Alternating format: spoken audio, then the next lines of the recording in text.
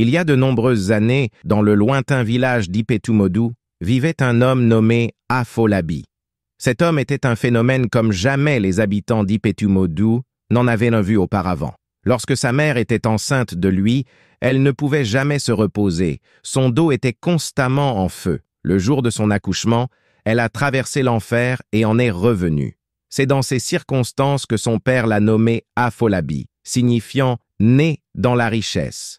Afolabi grandit très rapidement, mais contrairement aux autres garçons de son âge, il passait tout son temps dans la forêt. Il y restait des heures à cueillir des feuilles et à parler aux arbres. Il était étrange, et cela ne surprit personne lorsqu'il devint babalawo, guérisseur traditionnel. Afolabi devint rapidement un babalawo renommé à Ipetumodu, et des gens de loin venaient demander son aide. Il pouvait tout faire, que ce soit pour des objectifs bienveillants ou malveillants. À cause de sa réputation, Afolabi était craint par tous dans le village, et aucun parent ne voulait que leur fille l'épouse. Ainsi, Afolabi resta célibataire pendant longtemps. Il se concentra sur son activité de guérisseur et devint très riche. Cependant, à l'âge de 50 ans, il commença à ressentir le besoin de fonder une famille. Mais comme aucune femme ne voulait l'épouser, il décida de faire les choses à sa manière. Un jour, alors qu'il revenait de la forêt où il avait effectué un rituel pour un client, il aperçut une jeune fille qui ramassait du bois.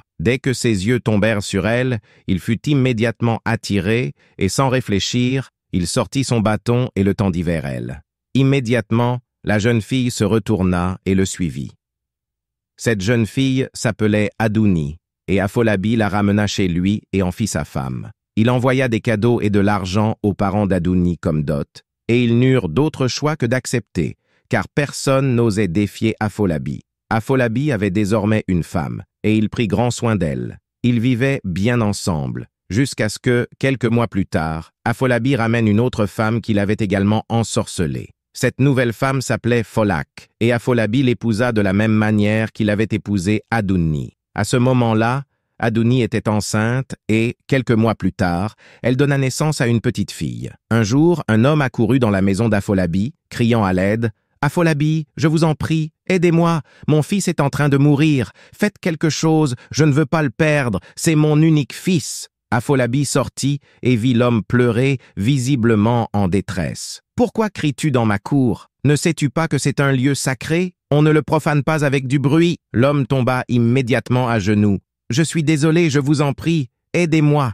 Mon fils unique ne s'est pas réveillé ce matin. Nous sommes allés le voir et il lutte pour rester en vie. Je suis venu directement ici parce que je sais que vous pouvez m'aider. » Afolabi le regarda avec pitié et répondit « Vous provoquez la colère des dieux et ensuite vous cherchez de l'aide quand les conséquences surviennent. Attends-moi ici, je reviens. » Sans que l'homme ne puisse répondre, Afolabi disparut. L'homme fut saisi de peur et se retourna pour chercher Afolabi. En moins de 2 minutes, Afolabi réapparut devant l'homme. « Tout est réglé maintenant, ton fils est en bonne santé. » L'homme, sous le choc, s'exclama « Oh, merci infiniment !» Mais Afolabi l'interrompit. « Je n'ai pas besoin de tes remerciements, mon prix est de 20 sacs de coris. » L'homme se figea de choc. « 20 sacs? Où vais-je trouver cela? Je n'ai même pas autant, s'il vous plaît.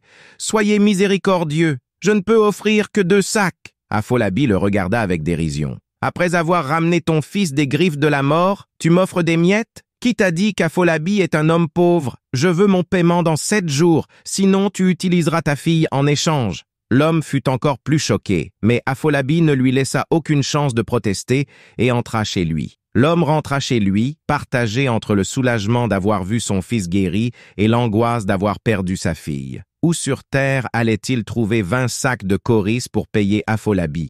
Afolabi était la pire personne à qui être redevable, mais qu'aurait-il pu faire d'autre si ce n'était pour sauver son fils? Une semaine plus tard, Afolabi avait une nouvelle femme parce que l'homme ne pouvait pas payer sa dette. La jeune fille s'appelait Abik et elle devint la 3e épouse d'Afolabi en échange de la dette de son père. À ce moment-là, les 2 premières épouses d'Afolabi, Aduni et Folake, avaient déjà donné naissance à 2 enfants chacune.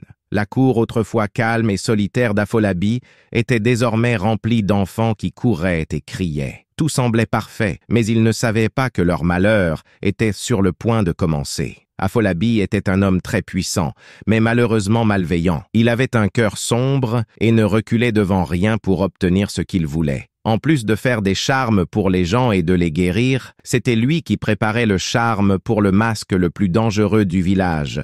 Mais cela restait un secret que personne ne connaissait, excepté Oluwole, l'homme qui venait en secret voir Afolabi pour les charmes du masque. Ce masque était si puissant qu'il ne se déplaçait que la nuit, car il était tabou de le voir en plein jour. Un soir, Afolabi sortit pour ramasser des herbes dans la forêt pour préparer un charme. Alors qu'il revenait chez lui, il rencontra par hasard le masque le plus redouté du village, déambulant dans la nuit. Afolabi fit semblant de ne pas l'avoir vu et continua son chemin, mais le masque l'attaqua. Le masque s'approcha de lui et lui frappa le dos avec la palme qu'il tenait en main. Afolabi sentit une force dans son corps et se retourna, furieux. « Qui a osé faire ça ?» Le masque commença alors à danser sa danse mystique, ignorant la question d'Afolabi. C'est l'homme qui accompagnait le masque qui répondit « Comment oses-tu marcher sur le chemin des dieux et encore avoir l'audace de les questionner ? Aucun mortel ne fait cela et survit pour raconter l'histoire. » Afolabi le regarda avec mépris et demanda « Donc c'est pour cela qu'il m'a frappé avec la palme ? Sais-tu qui je suis et les conséquences de ce que vous avez fait ?» L'homme se mit à rire et se moqua d'Afolabi. « Tu n'es personne. Tu crois que tes petits charmes vont te sauver ? Aujourd'hui, tu ne quitteras pas cet endroit vivant à cause de ton arrogance. » Afolabi devint très en colère et ne perdit plus de temps à argumenter. Il les maudit. « Puisque vous n'avez ni crainte ni remords, vous resterez ici à danser la danse des dieux jusqu'à ce que je vous ordonne d'arrêter. » À peine avait-il fini de parler que l'homme et le masque commencèrent à danser frénétiquement. Ils pensaient que c'était une plaisanterie, mais ils étaient sur le point de faire un spectacle qui secourait tout le village. Afolabi rentra chez lui en toute sécurité cette nuit-là et s'endormit comme si de rien n'était. Quant à l'homme et au masque, ils continuèrent à danser toute la nuit jusqu'au matin. Ce sont des chasseurs qui vérifièrent leurs pièges tôt le matin qui les virent et coururent, terrifiés, pour rapporter ce qu'ils avaient vu. Il était tabou de voir le masque et son escorte en plein jour. Alors tout le monde évitait la zone où ils dansaient. La nouvelle arriva rapidement à Oluwole que le masque était encore dehors en pleine journée, et il fut choqué. Il se précipita à l'endroit où il se trouvait et les vit danser énergiquement, incapable de s'arrêter. Il transpirait abondamment et pleurait, mais ne pouvait toujours pas cesser de danser. Oluwole demanda à l'escorte « Pourquoi êtes-vous encore ici? Vous ne pouvez pas arrêter de danser ?» L'escorte, toujours en train de danser, répondit « Oluwole, s'il te plaît, aide-nous, nous sommes sous un sort, nous ne pouvons pas arrêter de danser. » Oluwole fut encore plus choqué et confus. « Un sort? Vous avez rencontré quelqu'un qui vous a fait cela ?» L'escorte leur expliqua que c'était Afolabi qui les avait maudits. Il s'écria terrifié « Vous avez rencontré Afolabi? De toutes les personnes à rencontrer, c'est lui que vous avez trouvé? Vous avez dû le contrarier pour qu'il vous fasse cela. Savez-vous qui est cet homme? C'est l'esprit derrière tout cela. Votre sort est scellé, car personne ne peut défaire ce qu'Afolabi a fait. Je ne peux que le supplier, mais il n'est pas garanti qu'il vous pardonnera. » Oluwole se rendit alors chez Afolabi pour intercéder en leur faveur. « Tempère la justice avec la miséricorde. Tout le monde te connaît dans ce village. Ces garçons sont des imbéciles. Aie pitié, s'il te plaît. » Afolabi le regarda avec dédain. « Regarde le genre de garçons auxquels tu as donné mes charmes. Des garçons qui ne peuvent même pas gérer un peu de pouvoir. Ils danseront au rythme de la musique qu'ils ont jouée. » Oluwole insista. « Oui, ils danseront, mais s'il te plaît, ils ont assez dansé. Tu sais qu'ils ne sont pas censés être dehors en plein jour. Relâche-les. » Afolabi avertit alors l'homme. « Ils ont touché à ce qui est interdit, et malheureusement, tu ne pourras pas les sauver. Tu ne pourras pas obtenir les éléments nécessaires pour le sacrifice en 12 heures. Dans exactement 12 heures, ces hommes rejoindront leurs ancêtres. Mais si tu penses pouvoir essayer, vas-y, rapporte-moi la molaire d'un éléphant, 4 mèches de cheveux d'un lion et la salive d'un cobra. » La mâchoire d'Oluwole tomba de terreur, car il savait que ces garçons étaient déjà condamnés. Il n'osa pas discuter davantage avec Afolabi et quitta son domaine en silence. Il n'était pas nécessaire de retourner voir les garçons. Il organiserait simplement un groupe de jeunes fortifiés pour récupérer leur corps à minuit, car il était certain qu'ils ne verraient pas le lendemain. À minuit, Oluwole organisa les jeunes, qui avaient déjà creusé des tombes, et lorsqu'ils emportèrent le masque et son escorte, ils les enterrèrent immédiatement. Une telle nouvelle ne devait pas être divulguée au public, et c'est ainsi que l'affaire fut enterrée et balayée sous le tapis. Peu de temps après, Afolabi tomba malade, mais ce n'était pas une maladie ordinaire. Cette maladie le laissa alité pendant des jours, et ses épouses pensaient qu'il ne survivrait pas. Mais elles furent choquées de le voir 3 jours plus tard, paraissant encore plus jeune et plus fort. Elles ne comprenaient pas la logique derrière cela, mais elles étaient heureuses de sa guérison. Malheureusement, cette guérison vint avec un grand sacrifice, car cette même nuit, Adouni, la première épouse, perdit son fils aîné. Le garçon n'avait pas été malade, ni ne s'était plaint de quoi que ce soit, il était simplement mort ainsi. Le lendemain matin, la cour d'Afolabi fut remplie de pleurs et de gémissements. Adouni était inconsolable, et ses coépouses étaient sous le choc de ce qui s'était passé, mais aucune d'elles ne soupçonna Afolabi d'être responsable. Même Afolabi semblait morose, comme s'il était en deuil de son fils aîné. La saison passa bientôt, et la vie reprit son cours normal dans le domaine. Mais ce n'était que le début, car il y aurait des morts innombrables dans la cour. Afolabi retomba bientôt malade, et cette fois, après sa guérison, ce fut le fils de Folak qui mourut. Cette fois, la coïncidence était trop évidente. Folak et Adouni commencèrent à jeter des regards soupçonneux vers Afolabi, mais elles n'osèrent pas le confronter. Elles savaient qu'elles étaient impuissantes face à lui, mais elles espéraient que leurs soupçons n'étaient pas vrais et qu'Afolabi ne se nourrissait pas de ses propres enfants. À ce moment-là, Adouni et Folake avaient déjà donné naissance à plusieurs fils et filles, tandis que Abike, la 3e épouse, était toujours incapable d'avoir un enfant. Mais cela ne la dérangeait pas vraiment, car elle ne voulait pas avoir d'enfant avec cet homme cruel qui l'avait arraché à sa famille. De toute façon, Abik ne voulait pas avoir d'enfant avec cet homme cruel qui l'avait arraché à sa famille. Alors que les autres femmes étaient préoccupées par le sauvetage de la vie de leurs enfants, elles n'avaient rien à craindre. Pendant des années, Afolabi ne s'était pas intéressée à d'autres femmes, et elle pensait que c'était fini, qu'elle n'aurait en plus à faire face à une nouvelle épouse. Mais un jour, il rentra chez lui avec une très jeune femme.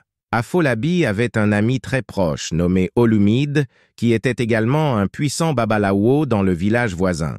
Olumide avait une fille nommée Adewal, qu'il aimait beaucoup, mais sans qu'Olumide ne le sache, chaque fois qu'Afolabi lui rendait visite, ses yeux étaient toujours fixés sur Adewal. Un jour, Afolabi lui proposa de l'épouser et, à sa grande surprise, elle accepta. Adewal avait toujours voulu être avec un homme aussi puissant que son père. Elle n'aimait pas les hommes fragiles et vulnérables, ceux qui pouvaient être facilement balayés par le vent.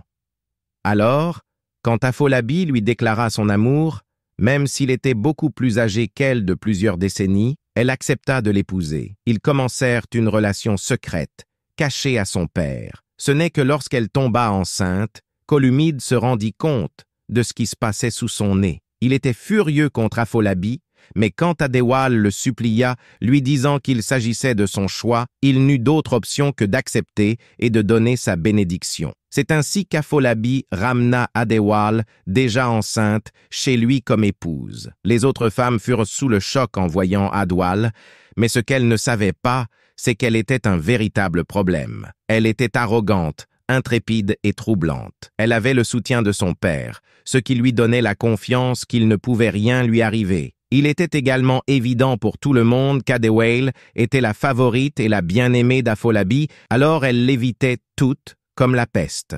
Un jour, Abike, la 3e épouse, qui n'avait toujours pas d'enfant, se rendit à la rivière pour chercher de l'eau. Elle remplit son tambour d'eau et rentra chez elle. Mais lorsqu'elle ressortit plus tard, elle vit Adewal en train de prendre son eau. « Adewal, qu'es-tu en train de faire avec mon eau? Tu ne peux pas utiliser mon eau sans ma permission. » Adewal se retourna vers elle et ricana. « Si je l'utilise, que vas-tu faire? Ce n'est pas tout ce que tu as. Tu devrais être heureuse qu'Adewal utilise ton eau. Qui sait, je pourrais même être miséricordieuse et t'aider à résoudre ton problème d'infertilité. Cela me dépasse toujours de voir que, dans une maison remplie d'enfants et de fécondité évidente, tu es la seule à être stérile. » Abik resta là, sans voix et humilié. Les mots d'Adewal l'avaient profondément blessée et transpercé son cœur. Jusqu'à présent, elle n'avait pas été dérangée par ce problème. Mais maintenant qu'il lui avait été mis en plein visage, elle se mit à y réfléchir. Pourquoi était-elle la seule à ne pas pouvoir avoir d'enfant alors que son mari était un babalawo puissant? De toute façon, elle ne comptait pas aller au-delà de ses limites. Elle prendrait les choses comme elles viennent. Adewal continua à exercer son autorité dans la cour et les autres épouses la craignaient. Elle donna enfin naissance à un garçon. Et contrairement aux autres, Afolabi tua une vache entière pour célébrer la naissance du fils d'Adewale. Elle eut par la suite plusieurs enfants pour Afolabi, et elle n'avait pas peur de ceux qui dévoraient les enfants des autres épouses, car elle savait exactement comment gérer les rituels qui causaient ces décès. Afolabi continuait à tomber malade, et chaque fois qu'il se rétablissait, l'un de ses enfants mourait. Cela continua ainsi pendant des années, jusqu'à ce qu'Adouni et Folake ne puissent plus le supporter. Adouni n'avait plus qu'un seul fils, tandis que Folake avait un fils et une fille. Elles ne pouvaient pas supporter de voir leurs enfants restant mourir, comme les autres, car il était évident que la bête qui dévorait leurs enfants était toujours là, prête à s'attaquer aux derniers survivants. Adouni et Folake firent alors des plans et rassemblèrent de l'argent et des biens, attendant patiemment qu'Afolabi parte en voyage comme à son habitude. Dès qu'elles en eurent l'occasion, elles s'enfuirent très loin du village. Mais elles allèrent d'abord consulter un autre babalawo pour chercher une solution au décès. Lorsque le guérisseur leur révéla que leur mari utilisait le sang de leurs enfants pour prolonger sa vie, elles furent choquées jusqu'à la moelle. « S'il vous plaît, aidez-nous. Que devons-nous faire? Nous ne voulons pas perdre nos derniers enfants. » Le guérisseur leur expliqua que la seule solution était d'utiliser leur propre sang contre lui. Il a pu les utiliser parce qu'il a le même sang que vous. Si vous faites une incision sur eux et récupérez un peu de leur sang pour le retourner à la terre, il ne pourra plus y accéder. Les femmes, soulagées, firent ce qu'on leur avait dit. Cependant, elles ne retournèrent pas au domaine d'Afolabi par crainte de ce qu'il leur ferait. Alors elles s'enfuirent très loin d'Ipetu Modou. Lorsque Afolabi revint, il réalisa que ses deux premières épouses avaient fui avec leurs enfants restants, et il était en colère. Mais sa colère ne dura pas longtemps, car il ne pouvait pas nier qu'elle lui avait été d'une grande aide pendant des années. Il leur pardonnerait pour le bien des enfants qui lui avaient été utiles. Il avait aussi plusieurs autres options. En plus d'Adewale, qui lui avait donné de nombreux enfants, il avait également enceinté plusieurs femmes en dehors. Il pouvait facilement utiliser n'importe lequel de ses enfants à tout moment. Adewale était sa vache spéciale. Il avait collecté son utérus et l'avait gardé en réserve, attendant que le besoin se fasse sentir. Mais Adewale était plus astucieuse qu'il ne le pensait. Elle savait déjà qu'Afolabi se nourrissait de sa propre chair. Ainsi, chaque fois qu'Afolabi tombait malade, elle rassemblait tous ses enfants et allait chez son père pour effectuer des sacrifices afin de fortifier ses petits-enfants contre les griffes d'Afolabi. Adewale ne rentrait chez elle que lorsqu'elle était sûre qu'Afolabi était guéri. Personne dans le village n'osait dire ou faire quoi que ce soit. Ils n'osaient pas s'interférer, car après tout, ce n'était pas leur affaire, ni leurs enfants qui étaient sacrifiés. Afolabi était incontesté et imparable. Il avait juré qu'il ne mourrait jamais, qu'il allait battre la mort. Les années passèrent, et Afolabi resta fort et en bonne santé jusqu'au jour où il fut frappé par une puissance déterminée à l'emporter. Entre-temps, les enfants d'Adewale avaient tous grandi et ne vivaient plus dans la cour. Afolabi était alité pendant des semaines, et tout le village était convaincu qu'il allait mourir. Ses deux épouses attendaient également avec impatience d'annoncer sa mort. Afolabi était en pleine bataille contre l'esprit de la mort envoyé pour l'emporter. Cette fois, son esprit avait quitté son corps et errait pendant des jours. Mais Afolabi ne serait pas Afolabi s'il ne réussissait pas à faire un bon marché. Il avait réservé ce sacrifice spécial pour ces circonstances imprévues. Cette fois, il offrit l'utérus d'Adewale, mais pas seulement cela, il le renforça avec son sang. Ce fut un choc pour tout le monde lorsque, exactement 14 jours plus tard, Afolabi se leva et commença à marcher comme s'il n'avait pas été au bord de la mort. Adewale savait qui était son mari et surveillait de près qui il avait sacrifié. Elle était sûre qu'il avait dû offrir un énorme sacrifice cette fois-ci pour sauver sa vie. Son soupçon fut confirmé lorsque ce même soir, Adewale se coucha et ne vit jamais la lumière du jour. Elle entra dans une rage et alla confronter Afolabi. « Tu ne veux pas mourir, hein? Tu veux t'immortaliser, n'est-ce pas? Tu as enfin décidé de tuer cette femme après avoir lié son utérus pendant des années. Tu es un monstre. Tu as dévoré tous tes enfants et chassé toutes tes épouses. Qui vas-tu manger ensuite? Eh bien, il ne reste que toi et moi dans cette cour. Alors qui vas-tu manger? Laisse-moi te dire, mes os te feront suffoquer. Tu ne me mangeras jamais. Je resterai ici avec toi, je ne mourrai pas avant toi. Je serai ici et je verrai tout le mal que tu fais et comment tu devras en subir les conséquences. Tu ne peux pas me manger, ô Apholabi. Ce que tu sais, moi aussi je le sais. Tu vas mourir avant moi. » Apholabi était furieux contre Adéwal. Elle était la seule à avoir l'audace de le défier de cette manière et à s'en tirer sans conséquence. Lui-même savait qu'il ne pouvait pas la manger. Sinon, il l'aurait déjà offerte en sacrifice. Quoi qu'il en soit, il ignora Adéwal et se concentra sur d'autres choses importantes. Tout le village trembla de terreur en entendant parler de la mort de Pholake et de la mystérieuse guérison d'Apholabi. À ce stade, il n'y avait plus d'espoir pour eux, car, allez voir, Apholabi ne mourrait jamais. Il était en train de vivre pour toujours. À cette même époque, quelques missionnaires arrivèrent à Ipetumodu et il ne fallut pas longtemps avant qu'ils entendent parler d'Apholabi. Ils allèrent lui prêcher l'Évangile, mais Apholabi les avertit de ne jamais troubler son domaine. Il leur dit qu'il pouvait convertir ses enfants et petits-enfants, mais qu'ils ne devaient jamais se présenter devant lui. Ses 2 premières épouses qui avaient fui avec leurs enfants étaient maintenant vieilles, et leurs enfants étaient également grands et mariés. Le fils d'Adouni s'était marié et avait déjà des enfants à lui, mais il n'était pas à l'aise de vivre comme un paria. Il harcelait constamment sa mère pour qu'elle le mène voir son père, qu'il soit mort ou vivant. Mais Adouni refusait, lui disant que son père était pire que le diable et qu'il n'hésiterait pas à le manger s'il en avait l'occasion.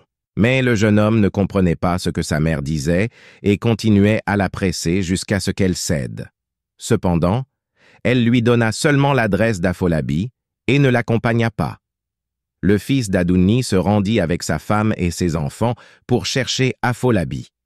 Lorsque ce dernier les vit, il comprit immédiatement que c'était son fils. Il les accueillit chaleureusement et ne montra aucun signe qu'il pouvait leur faire du mal. Ils restèrent avec Apholabi un moment, puis retournèrent chez eux. Adouni fut soulagé de les voir revenir sains et saufs et leur dit de ne jamais y retourner. Mais il était évident qu'un esprit poussait son fils vers sa perte, car il refusait de croire sa mère et insistait pour dire que son père ne semblait pas être un homme qui ferait du mal à sa propre chair. La prochaine fois qu'il voulut rendre visite à Apholabi, il demanda au fils de Pholake de l'accompagner. Bien qu'il fût sceptique au début, il finit par le convaincre. Lorsque tous arrivèrent, Apholabi était très impressionné par la grande famille qu'il avait à l'extérieur de chez lui. Il les reçut bien et ils étaient tous détendus. Mais, à leur insu, Apholabi planifiait déjà sa retraite. Ses yeux étaient rivés sur les petits-enfants, dont le sang frais lui donnerait environ 5 années supplémentaires de vie. Cela représentait beaucoup de temps avant qu'il ne commence à penser à une autre extension. Avant qu'il ne parte, Apholabi prit quelque chose appartenant aux petits-enfants qu'il utiliserait pour les invoquer chaque fois qu'il le souhaiterait. Adouni et Pholake étaient profondément inquiètes, car elles savaient qu'Apholabi n'avait pas pu changer.